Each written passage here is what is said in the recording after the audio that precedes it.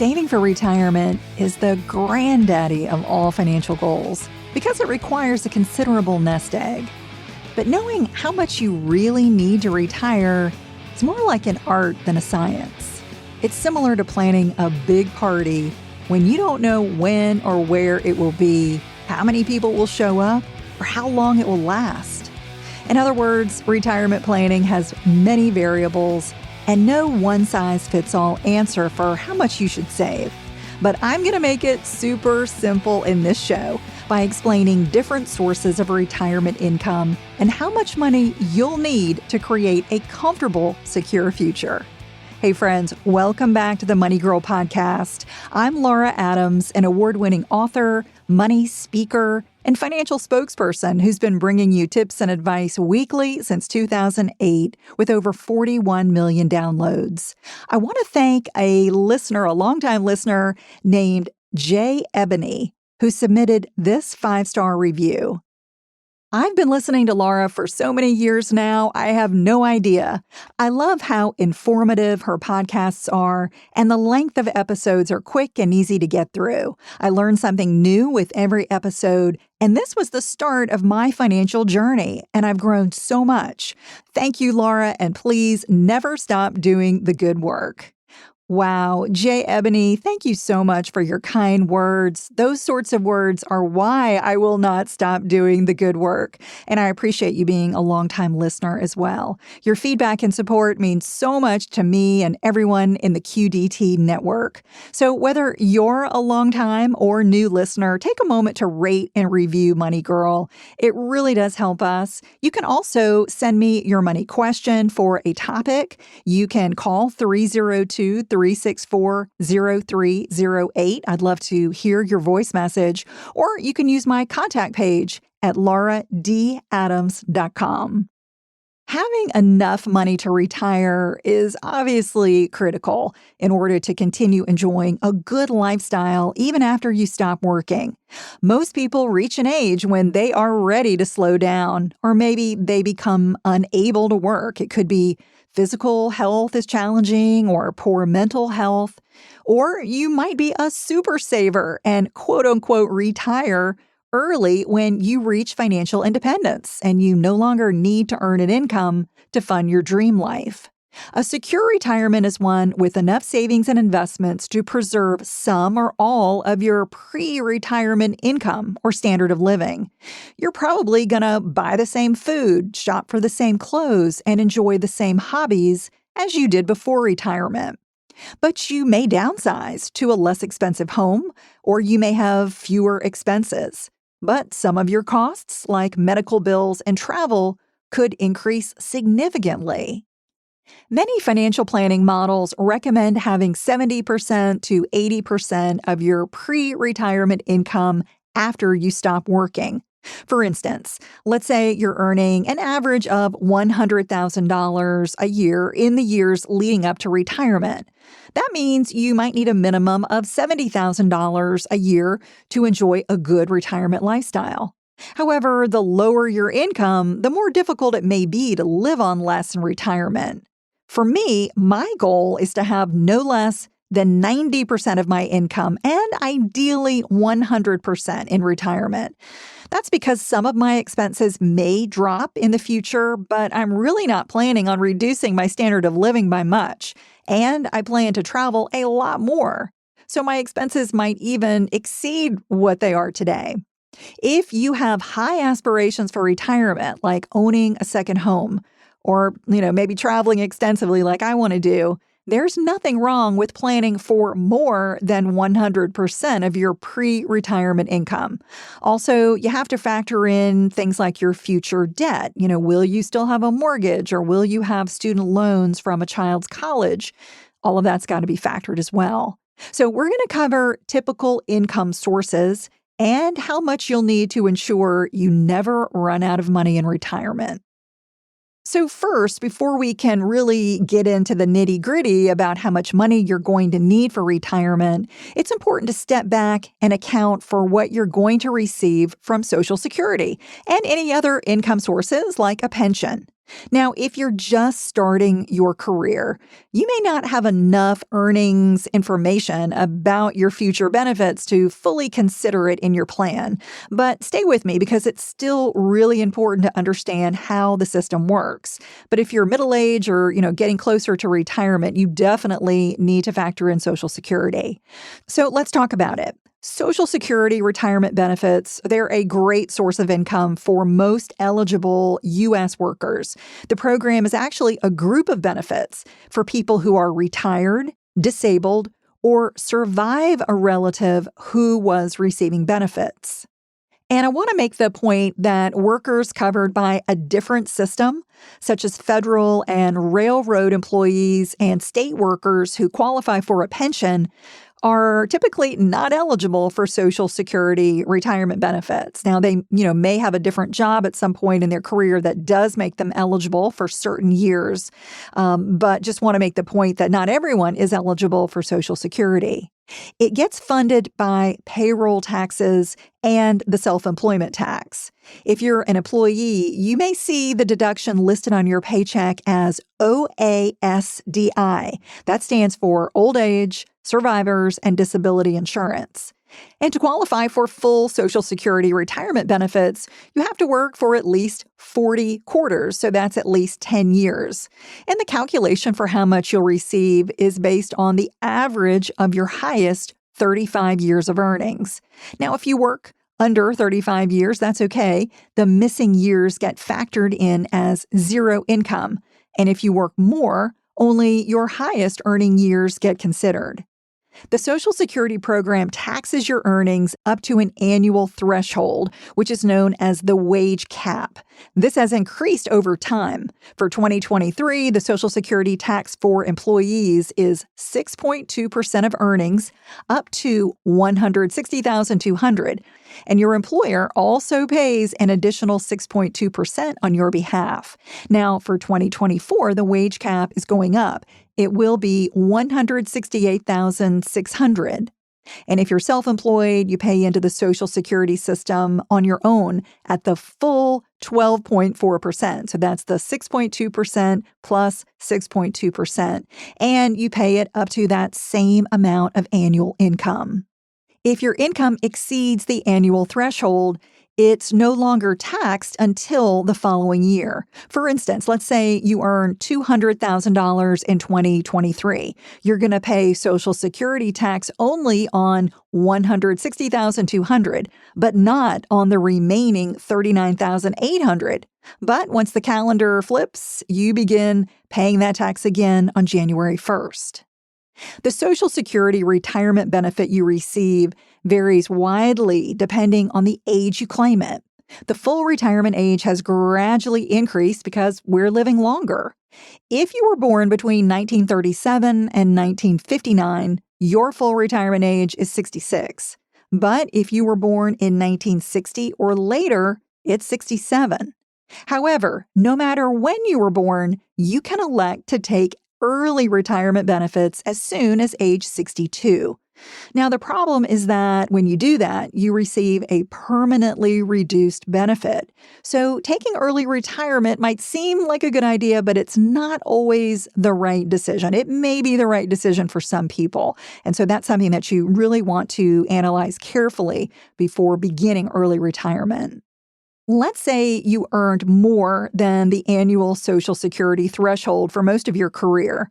If you fully retired in 2023, so you were age 66, your maximum monthly benefit would be $3,627.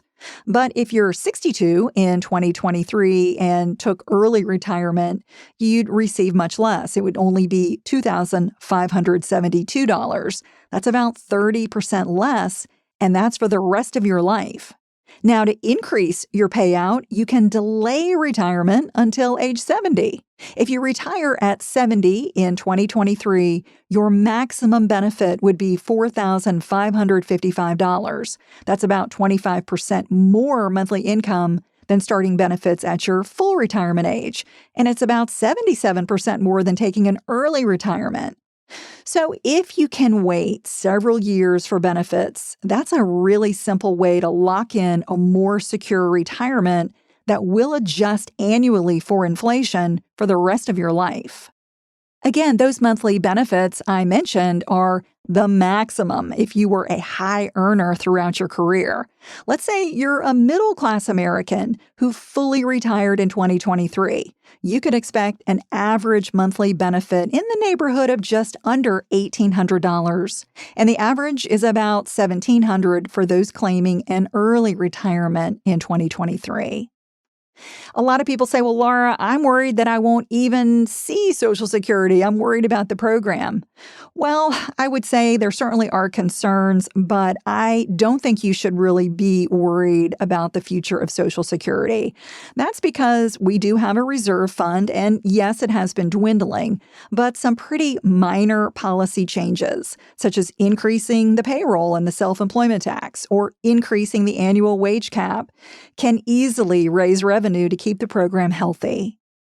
Once you reach age 25, Social Security statements get mailed out to you every year, and it comes about 3 months before your birthday. After you've worked long enough to qualify, which, as I mentioned, is working for 10 years, the statement is going to include an estimate of your future income. Remember that if you take time off from work, your benefit can go down, or if you get a raise or a second job, it can go up.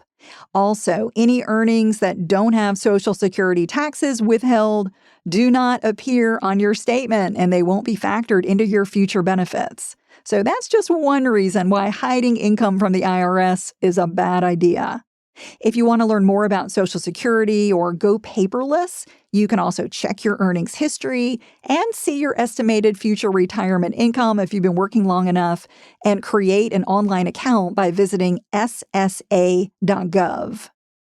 It's a good idea to review your reported earnings for any errors, because mistakes could keep you from receiving all the benefits you're entitled to. Now, Medicare is another really important federal program for retirees because it dramatically cuts the cost of health care, which is, as we know, significant. But I want to make sure you understand that Medicare does not cover all health costs. To qualify for Medicare, you must be at least 65 years old, or you can be younger with specific disabilities. Like Social Security, you pay into the Medicare program through payroll and self-employment taxes. However, there is a big difference. There is no Medicare wage cap. That tax applies to your entire income, no matter how much you make. Both taxes do get collected together, and, as a combined tax, it's called FICA, which stands for the Federal Insurance Contributions Act. The Medicare payroll tax rate for employers and employees is 1.45%, or a total of 2.9%, and self-employed people pay the full 2.9%. Now, when you add that to Social Security, the total payroll withholding rate for 2023 is 7.65%. So that's 6.2% for Social Security and the 1.45% for Medicare. So that's 7.65% for employers and the same for employees. And the self-employed pay the full tax amount, or 15.3%. Medicare coverage can get a little complicated, so I'm not going to go into a whole lot of detail here, but I do want to just kind of summarize it for you. It has two parts called Part A and Part B. Part A is hospital insurance. So this covers you for care including inpatient hospital stays, skilled nursing care, hospice care, and certain healthcare costs. Part B is medical insurance that helps cover costs like going to the doctor, preventive care, outpatient care, and medical supplies. And Medicare has a more extended alphabet, including Part C, which is also called Medicare Advantage, which is a plan offered for retirees by private insurers. This gives you all the benefits of Parts A and B, plus some extra benefits like dental and vision insurance for an added cost. And private insurers also offer Part D. This helps cover the cost of prescription drugs, again for an additional premium. Those extras are called supplemental insurance because they cover healthcare expenses that are not covered by the federal Medicare program. And the amount you pay for Medicare depends on your income and the coverage you choose. Part A hospital coverage is free for most people who worked at least 10 years. And Part B has a monthly premium of $164.90 in 2023. However, if you have high income, you may pay more. Part C Advantage plans typically have a monthly premium based on its benefits, but when you opt for that, you don't have to pay a Part B premium. In addition to various Medicare premiums, retirees have to pay copays, deductibles, and coinsurance for services based on the coverage they choose. And you can learn a whole lot more about Medicare costs and benefits at medicare.gov. While having some Social Security income and Medicare benefits to rely on in retirement is great, it's typically not nearly enough. These programs were designed to be a safety net, not a sole source of income or health care for retirees. That's why creating your own retirement income is so vital. If you're one of a declining number of employees with a pension, consider yourself fortunate. A typical pension pays about 2% of your income for every year you work. For instance, if you stay with your company for 20 years, your future benefit might be 40% of your pre-retirement income. But pensions have really fallen from favor because they're quite costly for companies who pay 100% of a worker's benefit. Instead of a pension, most workers can now contribute to one or more tax-advantaged retirement plans. And you hear me talk about these all the time on the show because they're so important. These are the 401k, 403b, 457 plan, etc. But do not worry if you don't have a retirement plan at work, or maybe you're self-employed. You have other options, and they include an IRA, SEP IRA, and solo 401k. All these plans cut taxes and make it easier to build a nest egg. How much you're able to accumulate for retirement ultimately depends on many factors, but 3 are your investment return, your account fees, and how much you contribute. And of those, the only factor you can control is how much you contribute to a retirement plan. If you start relatively early, I recommend saving at least 10 to 15% of your gross income in a tax-advantaged retirement account. If not, if you don't get an early start, you may need to save 25% or more of your income to catch up on retirement savings. And while no one likes paying fees on your retirement investments, they're just unavoidable. Companies that manage investments and administer retirement plans have many expenses to cover. Therefore, what you should do is just be mindful about choosing low-fee investments so they take as little of your earnings as possible. Now, your investment return obviously depends on the investments you choose. I recommend picking passively managed, low-cost funds, such as index funds. These are highly diversified, and they aim to mirror or mimic the performance of a particular index or financial market. The value of index funds goes up and down in the short term. However, over time, the market has risen nicely. For example, from 1950 to 2023, the S&P 500 rose an average of over 11%. Now, you could accumulate a massive retirement account even if you invest consistently and earn a lower return. I always recommend that young investors typically own mostly stock funds because they give higher returns over the long term.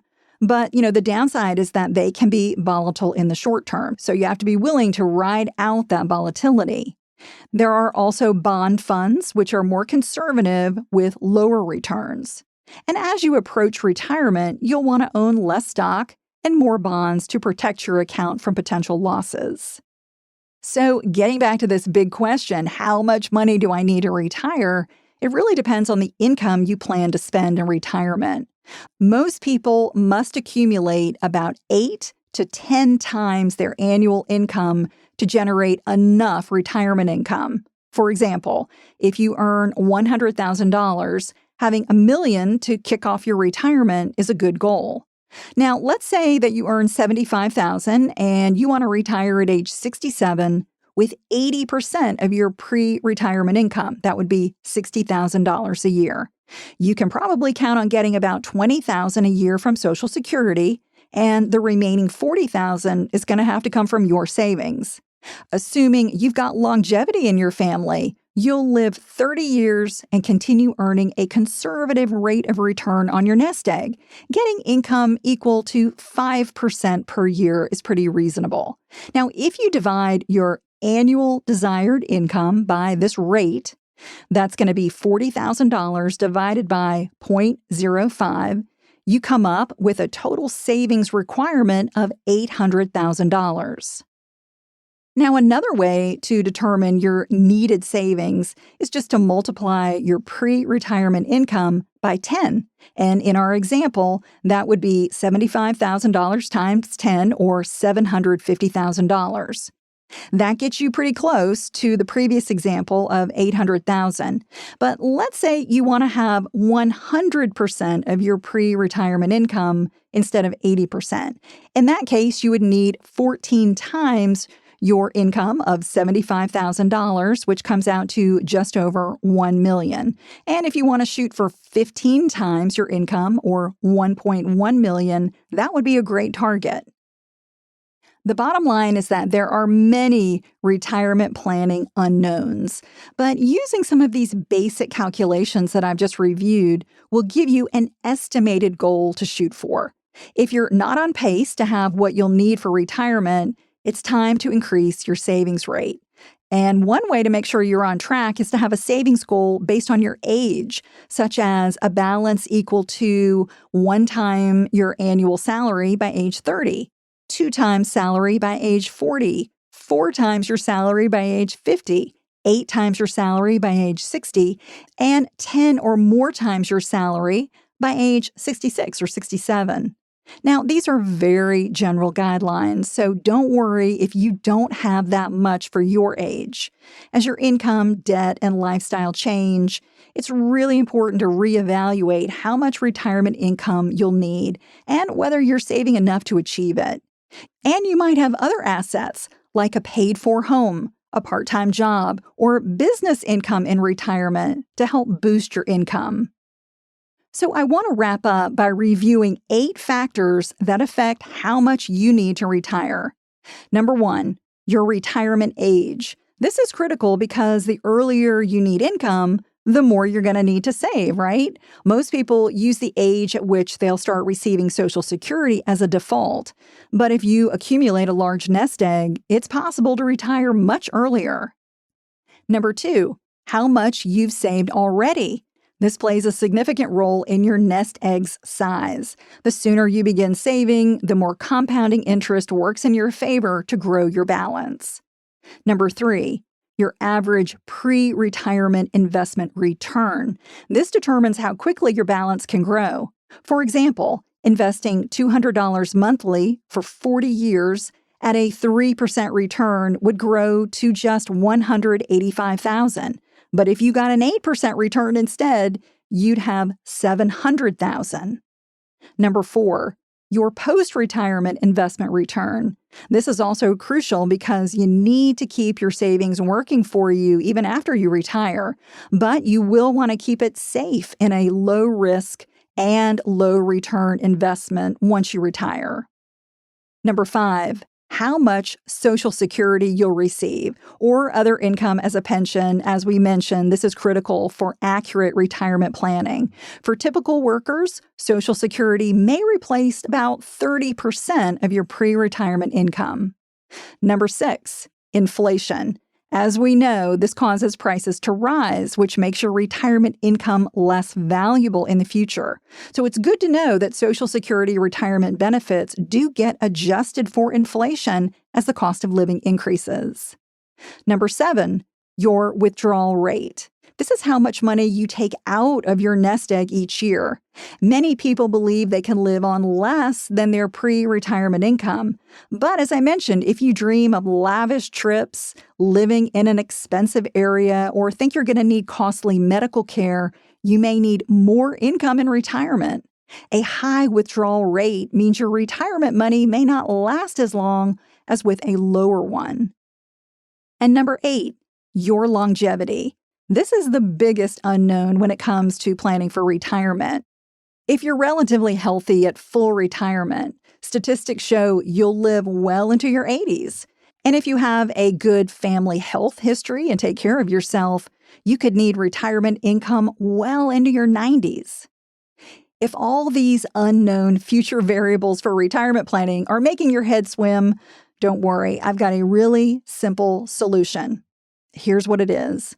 Save no less than 15% of your gross income from every paycheck to a tax-advantaged retirement account. That's it. If you do that, you are going to be in good shape. That will reduce taxes, grow wealth, and create long-lasting financial security for a happy retirement. That's all for now. I'll talk to you next week. Until then, here's to living a richer life. Money Girl is a quick and dirty tips podcast. It's audio engineered by Steve Rickyberg. Our digital operations specialist is Holly Hutchins. Our advertising operations specialist is Morgan Christensen. And our marketing and publicity associate is Davina Tomlin.